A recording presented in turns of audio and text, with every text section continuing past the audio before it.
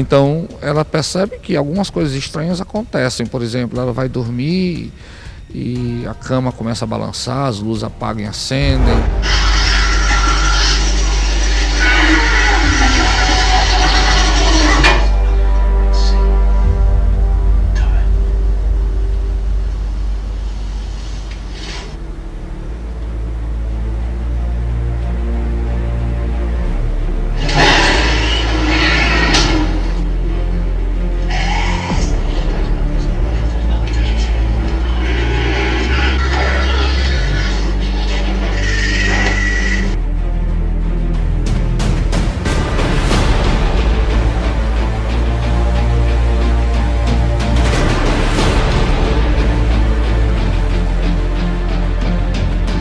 Seria verdade, o senhor responde ou não, se foi ou se não foi. Se você não puder responder, não responde. Foi verdade que João Paulo II, ele foi um padre exorcista?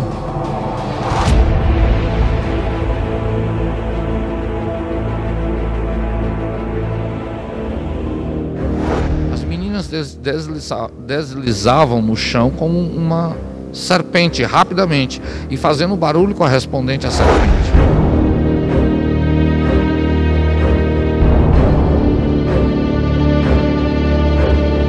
Mas medo do demônio não, porque se estamos na graça de Deus, se confiamos na graça de Deus, se cremos que realmente que fomos lavados pelo sangue de Jesus, não há o que temer, ainda que sejamos pecadores, não há o que temer. O que é mais difícil, fazer um exorcismo ou rezar uma missa? Rezar uma missa.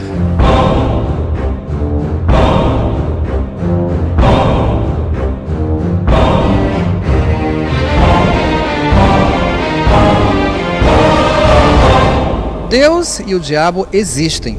Deus sempre está perto da gente, mas sempre há um momento que o demônio toma conta das pessoas. Vou falar agora para vocês conhecerem ele, que é tido como exorcista aqui em Fortaleza, Padre Lauro. Bom dia, Padre Lauro. Bom dia. Padre Lauro, vamos desmistificar hoje o que é o exorcismo. Dê um sorriso nojento.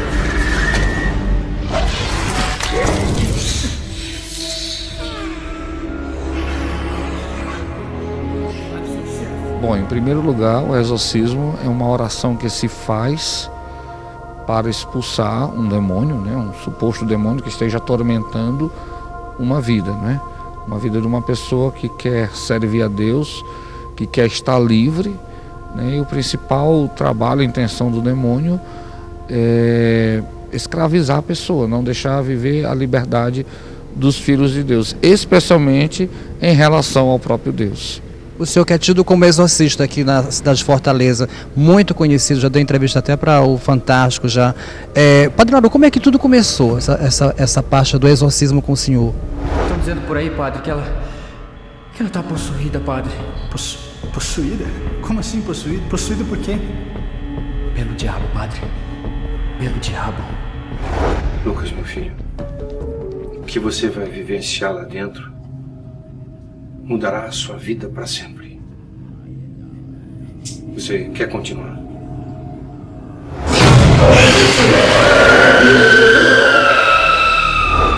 Bom, em primeiro lugar, muito bem por você ter tido como exorcista, porque na verdade não sou exorcista e não existe exorcistas na Arquidiocese de Fortaleza. O que existe, na verdade, são padres que se dedicam à oração de libertação, que podemos dizer assim, a grosso modo, é um exorcismo informal e que conta com a anuência de Dom José Antônio, claro, evidentemente. Mas exorcista no sentido do termo, no sentido jurídico, de papel passado, como se diz, não existe. Mas Dom José Antônio sabe do nosso trabalho e até apoia e nós prestamos contas e nos referimos a ele. Dito isso, isso começou de uma maneira muito simples. O fundador da minha congregação, Padre Caetano Minetti Tilesse, muito conhecido, passou 40 anos lá no Pirambu. Eu pertenço à congregação que ele fundou. E uma das coisas que ele também fazia era esse tipo de oração, a oração de libertação, ou exorcismo, como queira chamar. E muitas vezes foi pedido de mim que fosse o seu auxiliar. E com ele fui aprendendo e a coisa foi passando naturalmente para a gente. E aí a gente começou a realmente atender, e depois que o Padre Caetano se foi, né? Então ele agora está lá no céu intercedendo pelo nosso trabalho que ele deixou para a gente.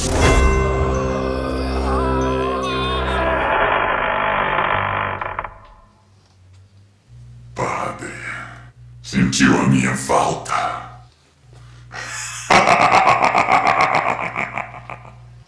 Pai nosso que estás no céu, santificado seja o vosso nome. Lá, lá, lá, lá. Você acha que as suas orações, Padre, têm efeito contra mim? Como é que as pessoas, o senhor, por exemplo, identifica uma pessoa que está possuída? Ela se revela logo, ela sabe que o senhor é tido como um padre exorcista, ela procura afrontar o senhor, o poder de Deus? Como é que funciona? Como é que ela se comporta, a pessoa? Olha, acontece normalmente que as pessoas, elas percebem que há algo estranho na sua vida, que tem algo diferente na sua vida. Na maioria dos casos é assim. Então, quase sempre, às vezes até a própria pessoa, na maioria das vezes é a família, mas às vezes acontece que a própria pessoa, quando isso está se dando em graus inferiores, porque existem graus de envolvimento com as coisas do inimigo de Deus. Então, ela percebe que algumas coisas estranhas acontecem. Por exemplo, ela vai dormir e a cama começa a balançar, as luzes apagam e acendem, ou coisas estranhas acontecem. E elas vêm pedir que a gente reze, né? E às vezes quando a gente começa a rezar, imediatamente elas entram em transe, né?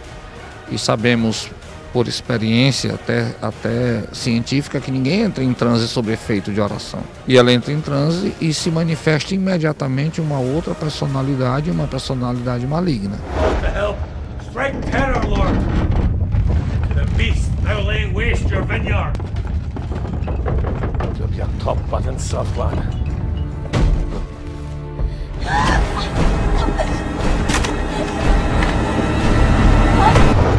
Normalmente essa personalidade maligna, ela tenta atingir ou afrontar a pessoa que está orando. Por quê?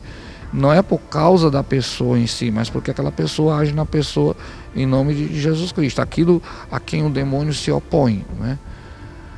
E as pessoas se envolvem com isso por um motivo muito simples, né? Nós já não vivemos numa cultura que tem Deus como centro. E aqui eu já entro num outro assunto. Por que isso acontece? Nós vivemos numa cultura onde a sociedade deu as costas para Deus. Então, se eu dei as costas para Deus, outra coisa entra no lugar. Aqui é Constantine. John Constantine. Otário.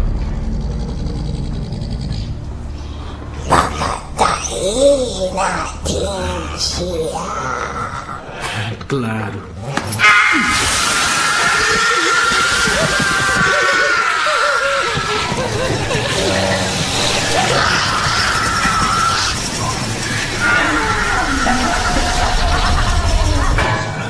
Et Sancti. Morre. Vou falar uma coisa certa agora. Tem muita gente que crê em Deus, mas não está nem aí para esse negócio de demônio. O demônio existe mesmo, com certeza, e ele se aposta de qualquer pessoa. O demônio pode se apossar de qualquer pessoa, desde que a pessoa dê espaço para isso. Isso é uma realidade.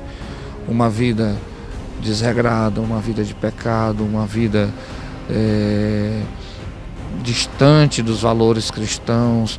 E a melhor proteção contra o demônio é exatamente o amor de Deus. Viver no amor de Deus, viver na graça de Deus, uma vida de conversão, uma vida que procura realmente a Deus. Já existiu a possibilidade do demônio bater, como acontece nos filmes, no Senhor? Nunca, jamais o demônio ele atinge diretamente quem dirige a oração. Se a pessoa realmente se coloca como servo de Deus, como está a serviço, ele não pode atingir o que é de Deus. Isso é simplesmente impossível. Uma vez eu atendi um caso que só depois foi que eu percebi o que tinha acontecido, porque Quando começamos a oração, eram duas meninas gêmeas, né? Então comecei a ministrar o louvor, como acontece normalmente na renovação carismática, e de repente aquelas duas meninas caíram no chão. E elas, se alguém tivesse me dito, eu não teria acreditado, eu só acreditei porque eu vi. As meninas deslizavam no chão como uma serpente, rapidamente, e fazendo o barulho correspondente à serpente. E aí começamos a rezar, pedir que as pessoas se retirassem, ficaram só 2 ou 3 pessoas para auxiliar na oração, um caso muito delicado e tudo mais, e que deu um pouquinho de trabalho, mas depois tudo se resolveu a contento. Ele está aqui, Padre Fábio. Ele conseguiu atravessar para o nosso mundo. Como assim atravessar? De que vocês estão falando? De Lúcifer.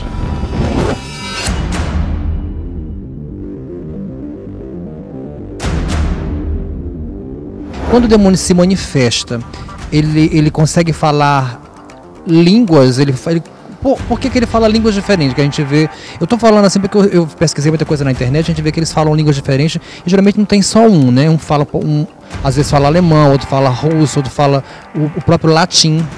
Por que eles falam línguas diferentes? Por quê? Me explique. Bom, no ritual romano da Igreja Católica, no ritual dos exorcismos, o antigo ritual, né, que agora tem um novo traduzido para o português, tem vários sinais onde apontam que uma pessoa está supostamente possessa.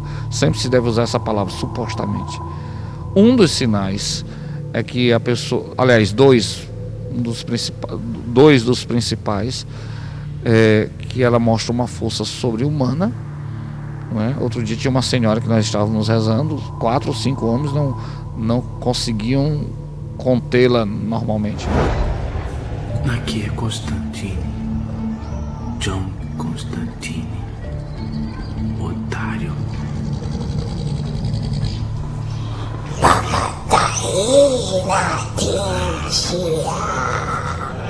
Claro.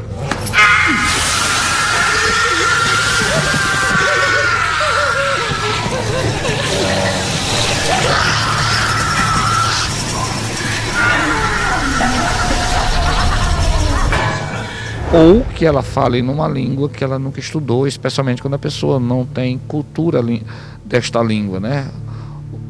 E esse é um dos sinais apontados. Simplesmente o ritual romano coloca como um dos sinais, falar uma língua. E quando o ritual romano diz falar uma língua estrangeira, não é no sentido que a parapsicologia diz, no sentido de repetir aquilo que o inconsciente gravou, mas no sentido de raciocinar, de construir um pensamento, de falar, de dialogar numa língua que nunca estudou, que não se tem cultura para isso. Eu falo agora de uma correção, de quando se fala errado, o demônio ou o espírito que está ali, ele vai fazer essa correção. Seria um demônio ou seria uma pessoa que já morreu e encostou-se nessa pessoa?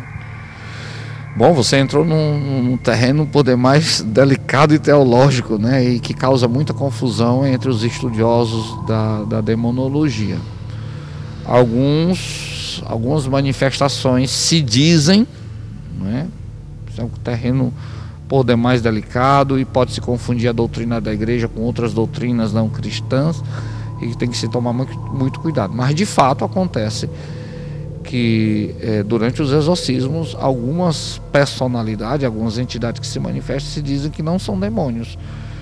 Algumas se dizem que são almas condenadas ao inferno e que praticamente como se fossem demônios, e outras se dizem almas perdidas.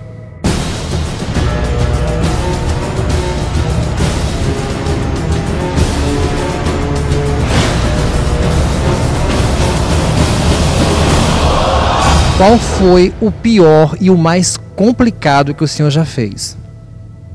Há muitos casos muito complicados, né? No momento eu não são muito parecidos entre si.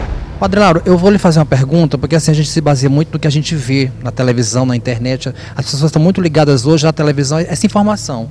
Padres como o senhor, que é dito como exorcista,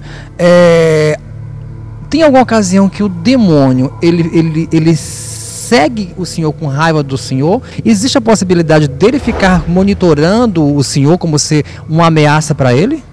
Ele pode até perseguir, pode até monitorar, mas não vai conseguir nada. Só se o padre quiser. Mas existe essa... O demônio não pode nada. Não pode nada para aqueles que estão em Cristo. Seria verdade, o senhor responde ou não. Se foi ou se não foi. Se não puder responder, não responde. Foi verdade que João Paulo II, ele foi um padre exorcista?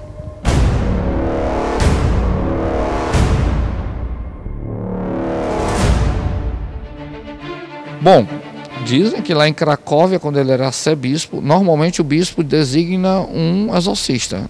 Ele normalmente não faz isso pessoalmente. Ele podendo, pode, porque ele é o bispo da diocese, ele é o responsável maior por toda a situação de fé numa diocese.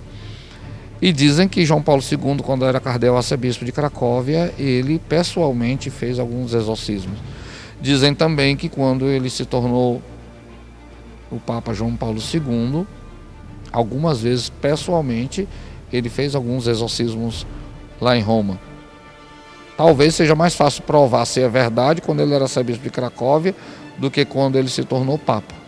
Mas não é de hoje há muito tempo que se ouve dizer nisso que João Paulo II pessoalmente fez alguns exorcismos. O senhor, quando faz essa oração, a gente vê muito o padre lendo em latim. O senhor lê em latim ou lê o próprio português? Leio em português. Padre Lauro, o senhor se sentiria mais à vontade ou não se a gente pudesse falar que o senhor é um padre exorcista? Sim ou não?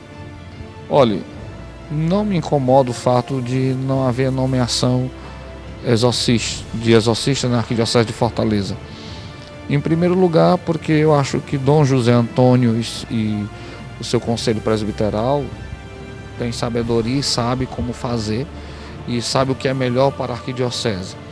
E em segundo lugar, se acontecesse uma nomeação minha ou de qualquer outro na Arquidiocese, seria trabalho demais para um só, porque todo mundo só correria, não, é só aquele que tem autorização para fazer, então todos vão buscar somente aquele exorcista, enquanto que se tem uma oração espontânea e tudo mais, e que resolve o problema, e que um ou dois ou três na Arquidiocese fazem, como eu, o Padre Antônio Furtado e o Padre Edilson Leite, da comunidade dos filhos de Jesus Misericordioso, né?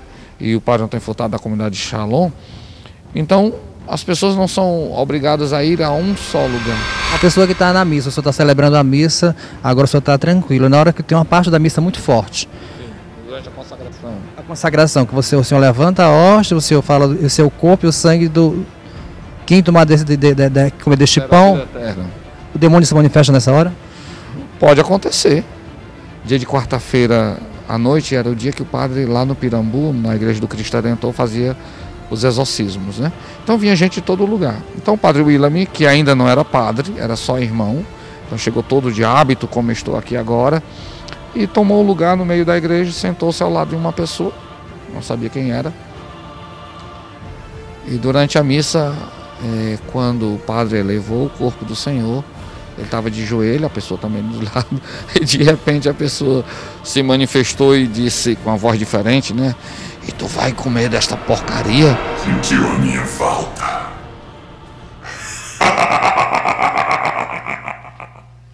Pai nosso que estais no céu, santificado seja o vosso nome. Lá, lá, lá, lá. Você acha que as suas orações, Padre, têm efeito contra mim? Existe na oração de libertação dois tipos clássicos de demônios, né? São os, como é que a gente diz em latim, os aperti, né? Que em latim significa aberto, que se manifesta de olhos abertos. Esses são os mais ferozes. Quando você está fazendo uma oração de libertação e ele lhe encara com um olhar profundo, você pode ter certeza que você vai ter muito trabalho. Agora, quando são os clausi, que em latim quer dizer clausura, fechado, clausi, com os olhos fechados, esses são mais, vamos dizer assim, mais domesticados, são mais mansos, né? Já pegou dos dois tipos, né? Você já se deparou com algum peste assim? Tem ainda os abidite, que são os muitos escondidos que depois de muita oração, depois de muita... São os que enganam? Que tentam enganar e que são muito espertos mesmo. Mais poderosos são os pestes. Aperte, né? Peste. Aperte. Abertos. Abertos. Certo. Olhos abertos. Padre Lauro, a família que quer falar com, que tem algum problema, que quer falar com o senhor, ela está aberta para vir aqui na igreja falar com o senhor? Só há atendimento aqui dia de sexta-feira, a partir das 8 da manhã até as 11h30, ou de tarde, das 2h30 da tarde até 5h30, por ordem de chegada. Não há... Então, a pessoa passa por uma triagem, as pessoas que vão lhe escutar a história, não vão ser atendidas diretamente pelo padre no início, e tem algumas senhoras que nos ajudam nessa oração de libertação. Quando os casos são muito, muito graves, situações diretas, é que se leva para o sacerdote. Às vezes são casos muito são de contaminação espiritual, podemos dizer essa expressão, contaminação, e que uma simples oração resolve, uma imposição de mãos, pedindo a Deus Nosso Senhor que venha abençoar aquela pessoa e tudo mais.